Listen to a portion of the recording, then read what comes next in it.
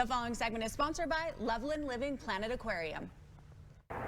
It's Halloween on the high seas at Loveland Living Planet Aquarium. I'm here with Caitlin. Caitlin, this is so much fun. Yeah, I'm so excited for people to be able to come to the aquarium and not only get to explore some of the really fun things that are for all family members, but also get a little bit of education during their time on Halloween on the high seas. That's right. The kids can learn. I'm sure adults will learn at the same time. Okay, this is one of the 3 education tents that you have at the event. Tell me about this tent.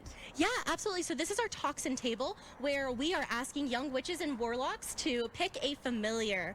We specifically highlight some of our poisonous and venomous animals. So over here we have some of our poisonous animals. We have the pufferfish that excretes poison from its different puffs from those spines.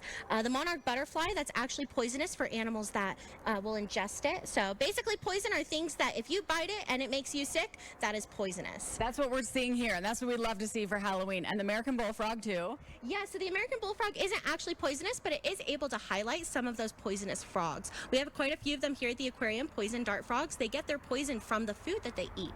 So some of our poison dart frogs, we don't feed them poisonous things, which means that our poison dart frogs are not currently poisonous, but we have an awesome frog skeleton here where you're able to learn a little bit more about that. Caitlin knows all the things, and look at that. You can come into this tent, look at all the creepy things that you love to see for Halloween. Okay, let's talk about what's behind us, Caitlin. Let's move over here so Greg can see. Absolutely, yeah. So over here we have the opportunity for children to be able to choose a familiar. What that basically means is that once they choose a familiar, they're making a commitment to basically protect its cousin in the wild. So if you see it free, let it be. We want to make sure that these poisonous plants and animals, it can sometimes be hard to distinguish what a poisonous plant animal is, and so we want to basically send the message that it's really cool to look at them in here, and we have all of these amazing artifacts for you to see, but if you see it in the wild, we do want to leave them alone because we don't know what we're touching. We don't know what we're interacting with until it's too late. So it's the best thing. We have these familiars that we're able to protect and kind of make a commitment to protect them, but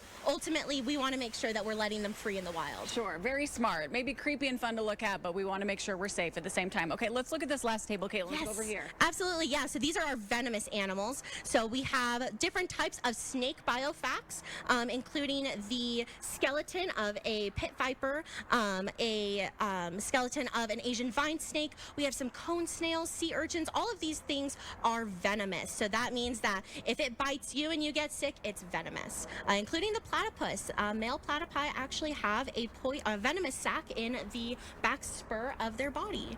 So it's pretty interesting, and that goes away as they get older, as they mature into adulthood. So one of those really random things that you don't really know about until you learn about it. Caitlin knows all the things, and that's the best place to come is here to these tents. You can learn all these creepy facts and also how to stay safe. Now, if we want more information and to get tickets for Halloween on the high seas, where can we go? Yeah, absolutely. If you want to be able to come to Halloween on the high seas, have some fun with the family, and be able to learn a little bit more about the animals around you, you can go to thelivingplanet.com and you'll be able to buy your tickets there. And make sure to do this week because it's your last week, right? Yes, absolutely. And that means that we will have some special days. We'll be open on Monday, which we usually aren't open on Monday, Halloween on the high seas isn't open then, and that means that you'll be able to come trick-or-treating on Halloween and still learn about some cool stuff. Amazing. Caitlin, thanks so much. Absolutely. Thank you so much.